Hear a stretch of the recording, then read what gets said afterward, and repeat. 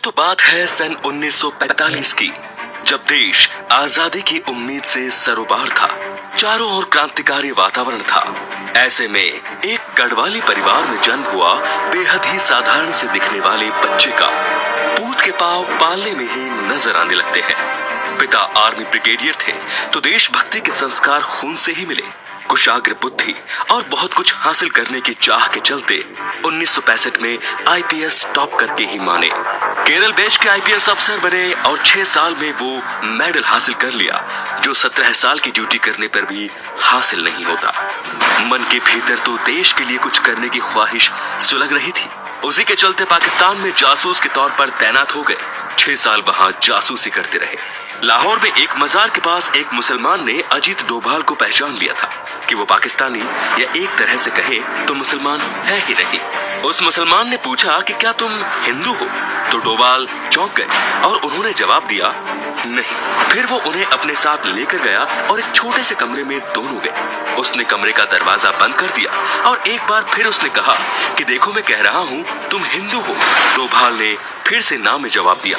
तो उस मुसलमान ने अजीत से कहा कि तुम्हारे कान छिदे हुए हैं। डोभाल ने बात मनाते हुए कहा कि हाँ, बचपन में मेरे कान छेदे गए थे, लेकिन बाद में मैं कन्वर्ट हो गया था। उसने कहा तुम बाद में भी कन्वर्ट नहीं हुए थे। खैर तुम इसकी प्लास्टिक सर्जरी करवा लो, नहीं तो यहाँ के लोगों को शक हो जाएगा। 1987 में खालिस्तान में आतंकवाद के वक्त पाकिस्तानी एजेंट बनकर दरबार साहिब के अंदर दाखिल हो गए। 3 दिन तक लगातार आतंकवादी के साथ मिलकर रहे और उनकी सारी जानकारी ली और ऑपरेशन ब्लैक थंडर को अंजाम दिया। 1988 में कीर्ति चक्र मिला। ये अवार्ड लेने वाले वो देश के एकमात्र नॉन आर्मी व्यक्ति थे। असम जाकर उन्होंने उल्फा आतंकवाद को कुचला।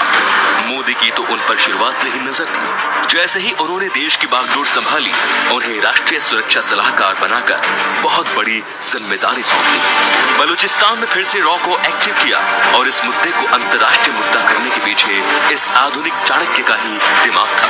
केरल की 45 ईसाई नर्सों को ईरान में आईएसआई ने जब किडनैप कर लिया था, तो वो स्वयं ईरान जाकर बिना किसी नुकसान के उनको वापस लेकर देश आए। मई 2015 की सर्जिकल स्ट्राइक के वक्त तो एक इंसान जान गया कि उनकी अहमियत क्या है। जब म्यांमार से 5 किलोमीटर अंदर घुसकर 50 आतंकवादी को मारने का कारनामा उनकी ही कप्तानी में हुआ था। नागालैंड के आतंकवादियों से ऐतिहासिक डील करवाने वाले और उनसे हथियारों का समर्पण करवाने वाले वही थे।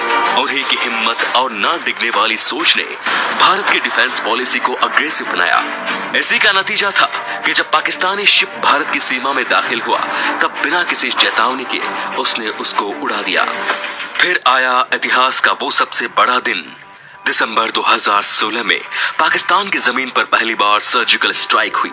3 किलोमीटर अंदर जाकर 40 आतंकवादियों और 9 पाकिस्तानी फौजियों को मारा। अपने किसी सैनिक को आंच तक नहीं आने दी। एयर स्ट्राइक में भी उनकी ही भूमिका रही।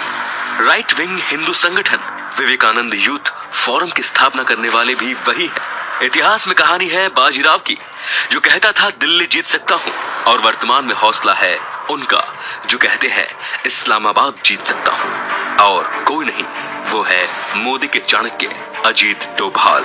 तो दोस्तों, कश्मीर में 370 हटाने पर पैदा हुए हालातों का जायजा लेने भी अजीत डोभाल स्वयं गए थे और उन्होंने अपने हिसाब से स्थिति को सामान्य किया और वहां के लोकल लोगों के साथ मिलकर उनके साथ हंसी ठिठोली करके उनके साथ वक्त बिताया। ये एक ऐसे शख्स है जिनकी देश को काफी जरूरत है। अगर आप हमारे इस बात से सहमत हैं तो इस वीडियो को आगे से आगे शेयर करते जाइए दोस्तों। कमेंट में इनको लेके अपने विचार जरूर बताइए। धन्यवाद।